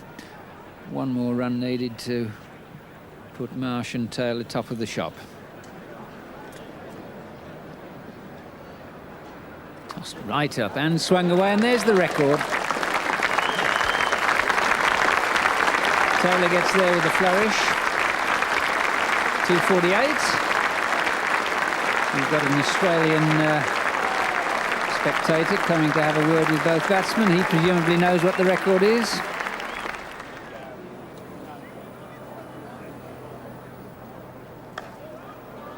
Well, that's a lovely shot. What a way to get to your high-scoring Test cricket. Footwork, face of the bat, everything right.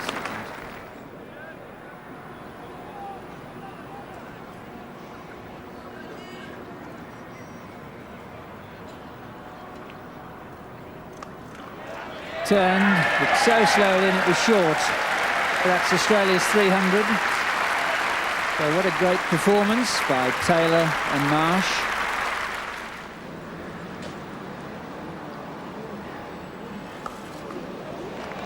That's the delivery, which there were few of them in this match compared with Old Trafford, but they do cost. 2 4s and a 3 yesterday and another 4 there. That's another record. The previous record for any test wicket on this ground was 319.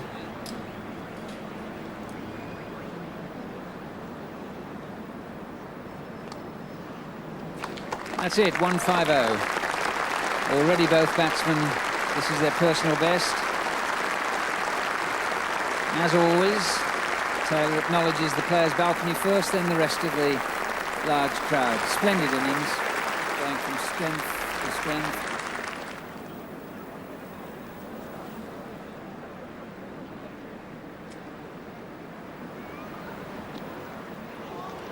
Saying which, there is the record-breaking single. In fact, they've turned it into 2 and 3, and that's it. A new record opening stand in England-Australia history,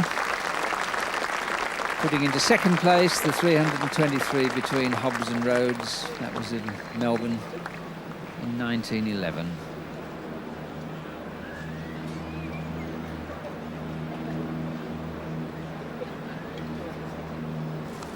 That's good old-fashioned bowling, and he's caught both of them, and at last Geoff Marsh goes for 138, the score 329 for 1, and England get their first wicket halfway through the second morning.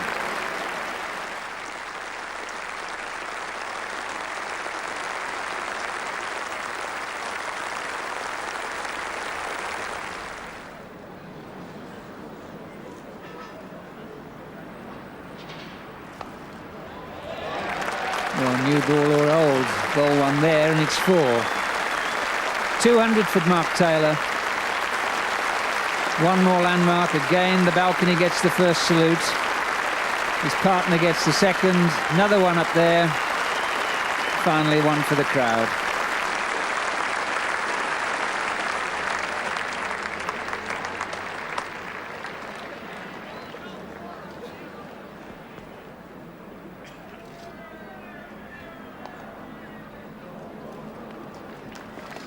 .400.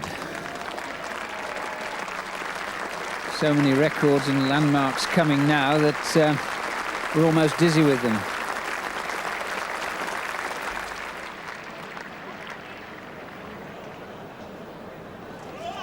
And he's gone.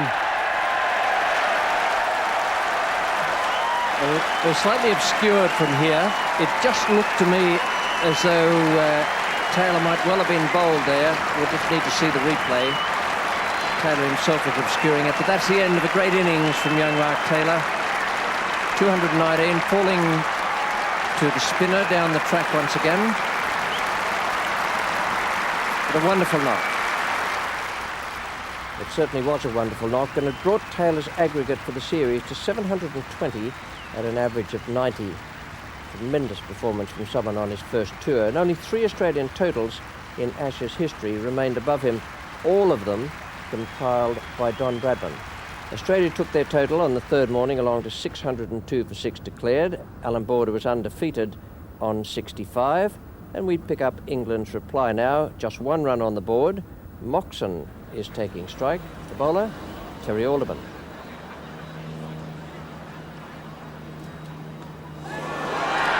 He's out, he's gone, delivery seaming away, snapped up, and there's a sad start for England. Tragedy for Moxon. Fine piece of bowling by Alderman yet again, and England 1 for 1.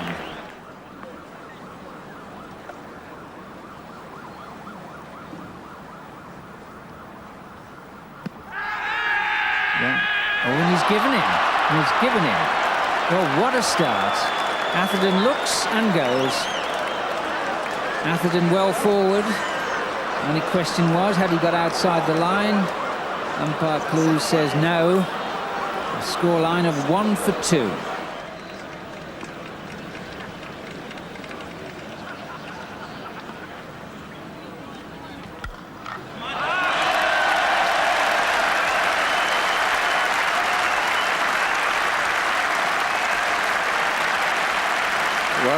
a cheer.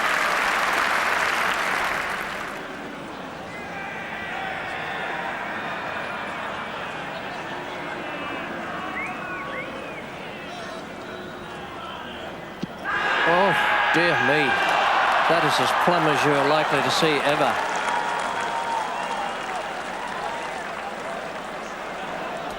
Well, throughout his short innings, Curtis has played very much across the line of the ball. The bat going from the slips towards mid-wicket, and there's no better example of that.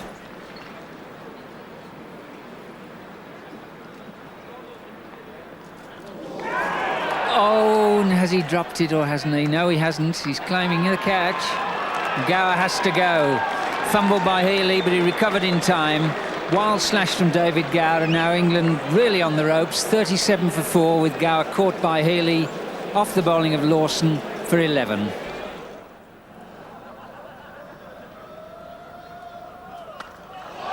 Oh, that's brilliant. Quite extravagant.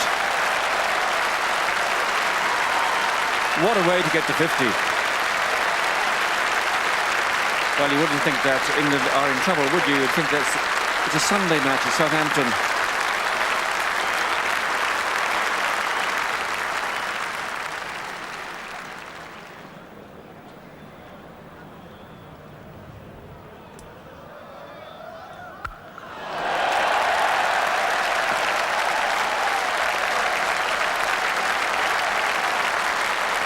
Another great shot from Robin Smith, and England have the 100 up.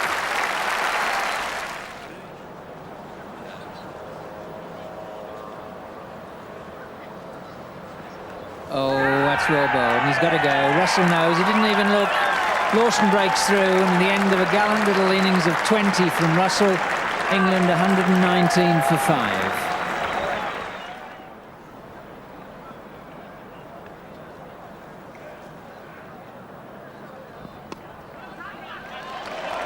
That'll be 2 or 3. He'll be looking for 3 to keep the strike. And getting it. 150 up for England. 92 of those to Robin Smith. In second successive innings where he's scoring a terrific percentage of England's overall runs.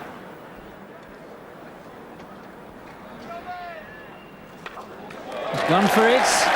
And got it, and that's a magnificent 100 for Robin Smith. Getting there with his 16th boundary. Applause from the balcony, applause from the crowd. And applause from his partner and the Australian players. Really has been a wonderful counter-attack by Smith, his second 100 of the series. Terry Alderman is back. Ball to Robin Smith. And that is out. The 101. Alderman comes back and almost automatically takes a wicket. Robin Smith, caught by wicketkeeper Healy, going across a long way. That was a marvellous innings from Robin Smith, 101 out of 172, and he will thoroughly deserve the standing ovation that will come his way.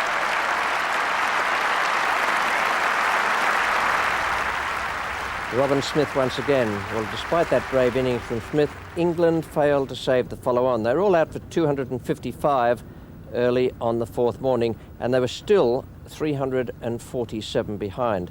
Another 5-wicket haul for Terry Alderman, and useful contributions from the main strike bowlers, who all took wickets. We join play now at the start of the England second innings. David Gower is opening with Tim Curtis. Ian Botham is in doubt because of an injured finger, and Moxon has moved down to strengthen the middle order. Gower's taking strike now. Geoff Lawson is the bowler. It's 5 for no wicket. Goodness me. Well, if you go out there with the idea in your mind that the guy can't bowl an away swinger, which is an in-swinger to the left-hander, you can get yourself into trouble. The idea was good from Gower that he should go in first, but the application was knocked over by Geoffrey Lawson with what looked to me to be a pretty good delivery.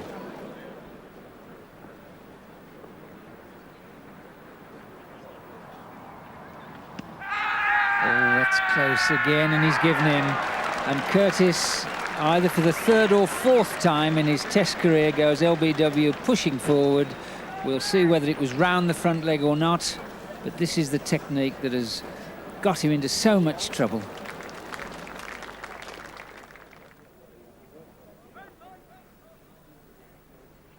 Oh, he's bowled him, leg stump.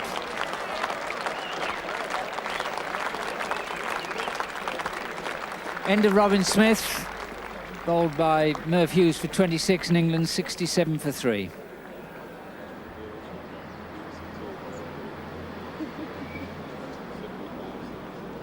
Oh, that's beautifully bowled. Oh, gracious me. That's why Alderman has been kept on. Martin Moxon bowled for 18. England 106 for 4. Great piece of bowling by Terry Alderman.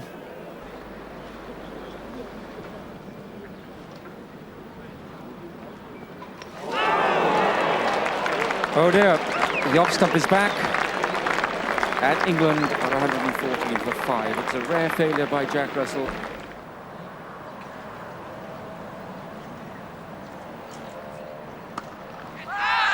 Oh, if that's out, that's a superb catch. And yes, it is. And Mike Atherton turns and walks. The end of a brave innings. No question of that, but that was a sensational catch. And Australia know it.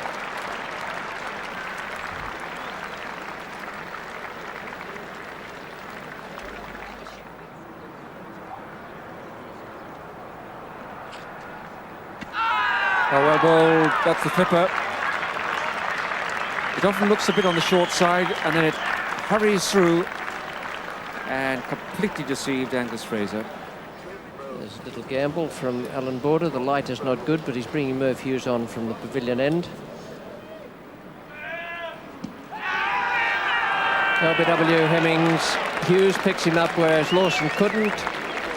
Umpire Clues is the man giving him out. It's 160 for 8.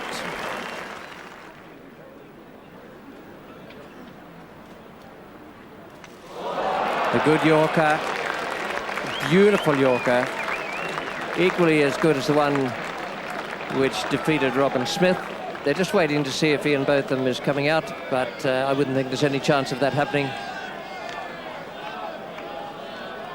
It would be crazy to risk a finger injury in those circumstances where, I think, to be fair, there is no chance at all of England saving the game. Australia went from strength to strength there. England all out 167, an Australian victory by an innings and 180 runs, a massive margin. 4 victories in an Ashes series equalled the record set by Sir Donald Bradman's 1948 side and produced inevitable comparisons. For the 6th Test match at the Oval, Australia fielded an unchanged side for the 5th time in succession, in contrast to England, who were again forced to make several changes. In conditions absolutely perfect for batting, Alan Border won the toss. We join the Australians now at 149 for 3. They're just struggling a little bit, and Border has been joined by Dean Jones, who's facing Gladstone Small.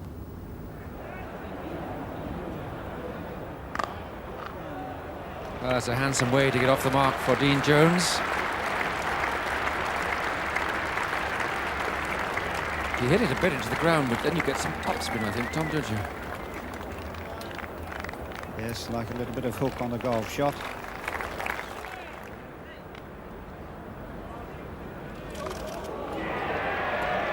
Well, the man at deep square, Capel, lost it. I suspect never saw it from the moment it left the bat.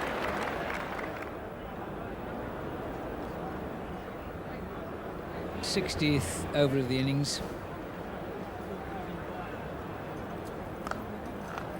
Oh, what a terrific shot from Border. Stevenson just too late in the covers to get down, but it was hit with immense power.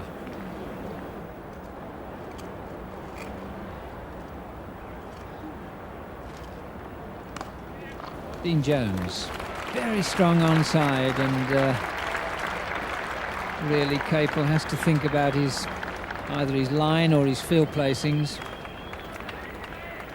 Got 6 on the offside, 3 on the on, and this man Jones is extremely strong through that mid-on area.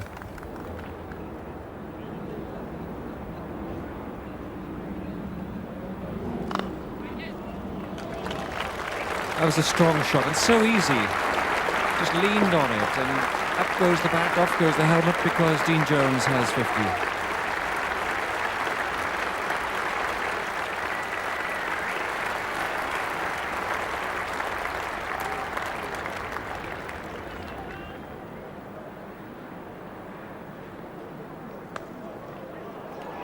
Yes, this could be the 2000th run for Dean Jones.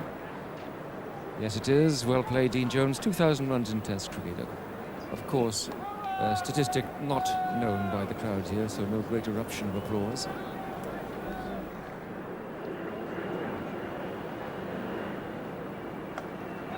There's Borders 50. He's worked hard for it.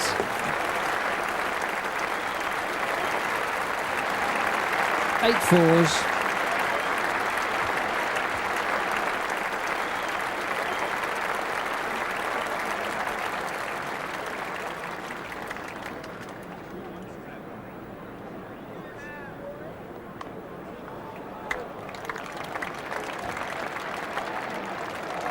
Four more. And fielding really has to be razor sharp under these conditions. The outfield's like lightning. 150 stand up between Border and Jones.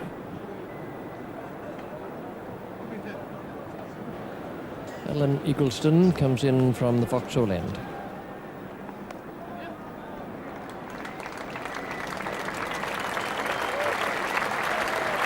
And the 300 up now for the loss of 3 wickets.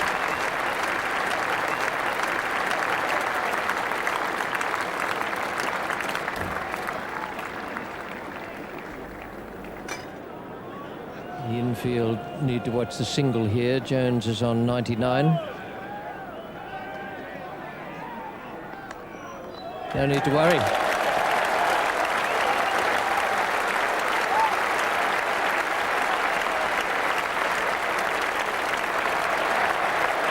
Well, Gladstone Small did very well.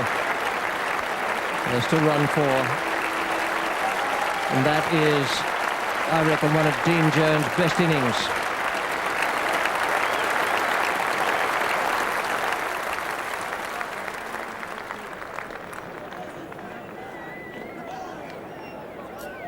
Nick Cook now from the Vauxhall end. Oh, good shot. He's played no better stroke than that today, I tell you.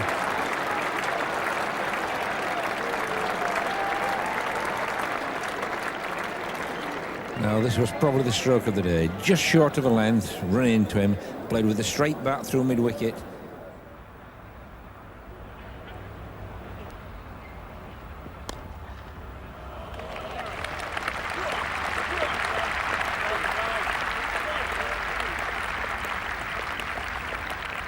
Change in the bowling out there. David Capel has come on, this time still with some shine on the ball. So this is a much better opportunity for him than was the case yesterday. So now was 2 maiden, number 39. He's bowling to Alan Border.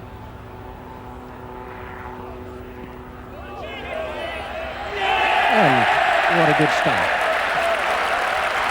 Wouldn't say it's a stroke that's going to go down in Border's memory bank. It's one of his greatest. Capel picked him up in that centenary match in Sydney, playing the hook shot. Border looking for 3 figures here today, has gone to Capel again.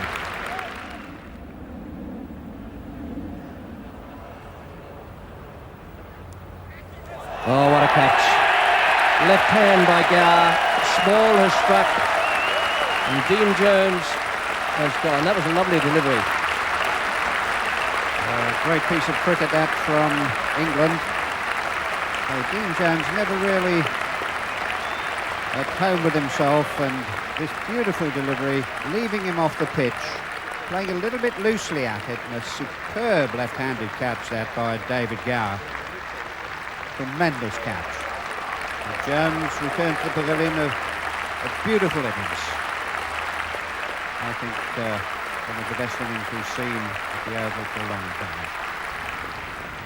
It certainly was. It was one of Jones' best innings and one of the best seen the whole year in a season which has been dominated by the Australian bats.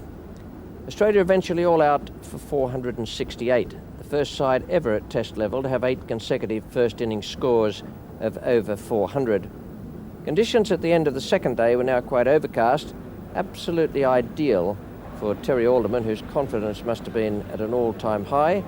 He comes in to bowl the first over of the innings, and facing him is Graham Gooch. Oh, yes, indeed. Gooch has gone LBW and Alderman has done him again. That field formation and the swinging ball from Alderman, there's no great pace about it, but it is done for Gooch throughout this series.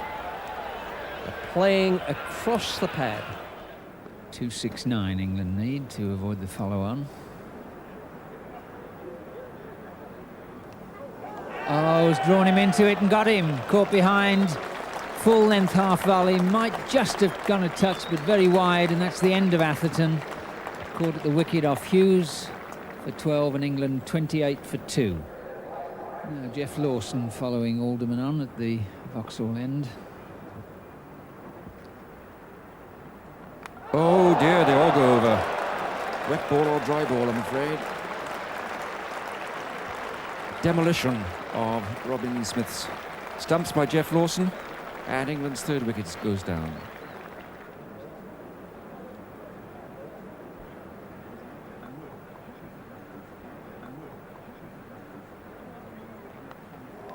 Oh, he's out.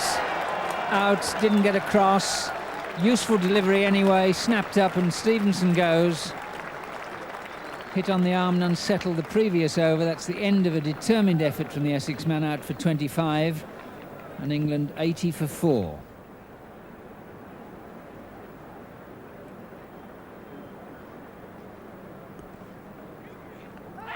Well, that's close, and it's too close for Capel.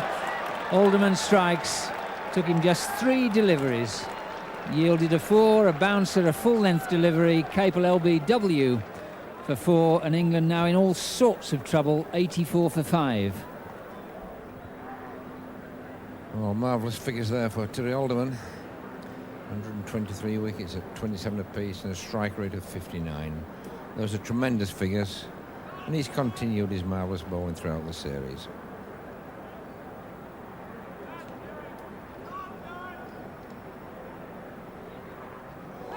Oh, well bowled. Very well bowled by Alderman. He has 4 now. He picked up a wicket early on. Stevenson caught it slip. Then he had Capel LBW. Now he's had Russell caught behind. That is splendid medium pace bowling.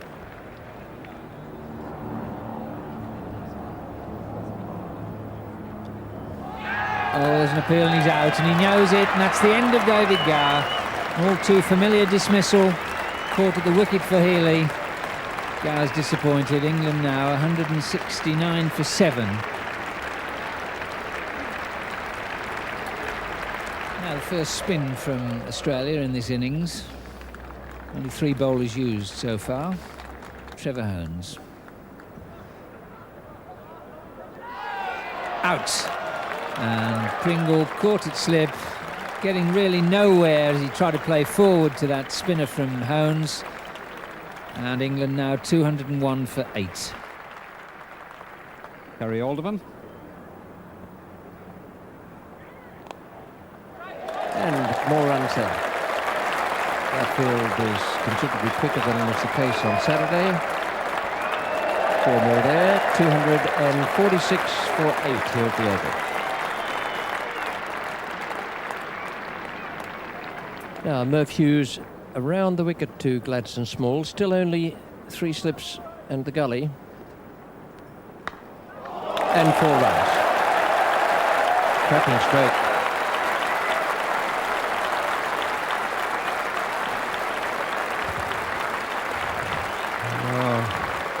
Gladstone Small producing some fine batsmanship here. Beautiful off drive there. And the 250 comes up.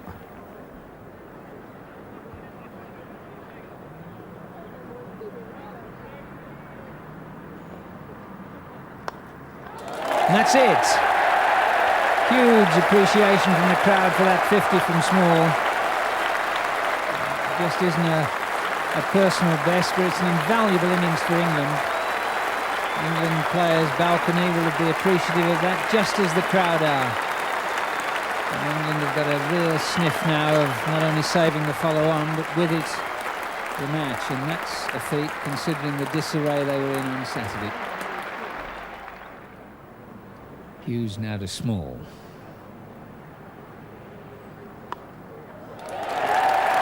There'll certainly be one of them.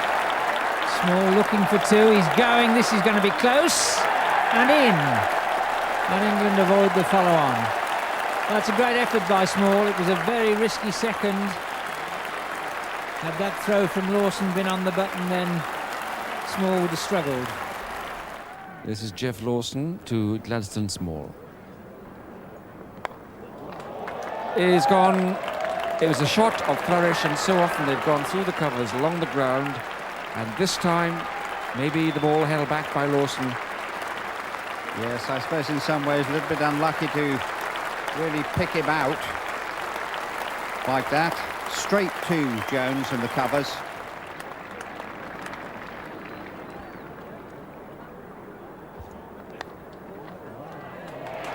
Out. Caught by Dean Jones. Tentative push, simple catch for Dean Jones. Applause there for Nick Cook, because he came in at 201 for 8, and at that stage the follow-on, it was still long odds against. Very long odds indeed, but a fine performance from the England tail actually averted it. Once again, Terry Alderman was outstanding, and he was certainly the pick of the Australian bowlers. Well, bad light and rain meant that Alan Border had just 5 sessions left in which to force a record 5th win in an Ashes series. Mark Taylor continued his record-breaking summer, scoring the 2nd highest aggregate in an Ashes series, the 3rd highest in any series, behind Don Bradman and Wally Hammond. And aided by quick half-centuries from himself and Dean Jones, Border was able to declare at lunch on the 5th day, leaving a minimum of 67 overs in which to bowl England out a second time. John Stevenson takes strike now at the start of the England second innings. It's 20 for no wicket, and that man Alderman, who's figured so much in the series, is coming into bowl.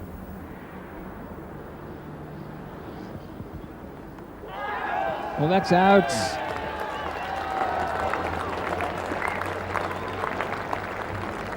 John Stevenson playing no stroke going, and England 20 for 1, and that's Terry Alderman's 40th wicket. Piece of history for him. This is how he got it.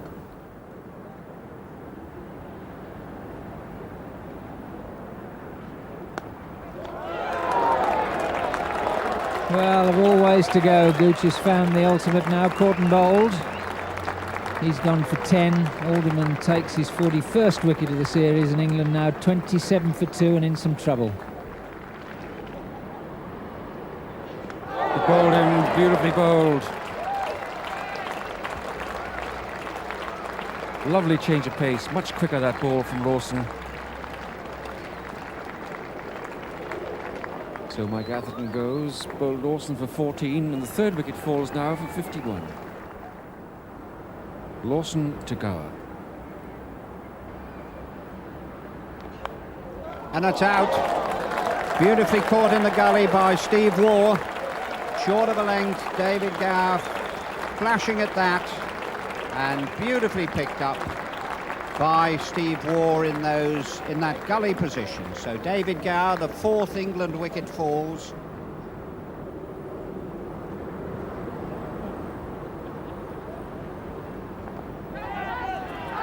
There's a shout, and yes, Capel's been given out.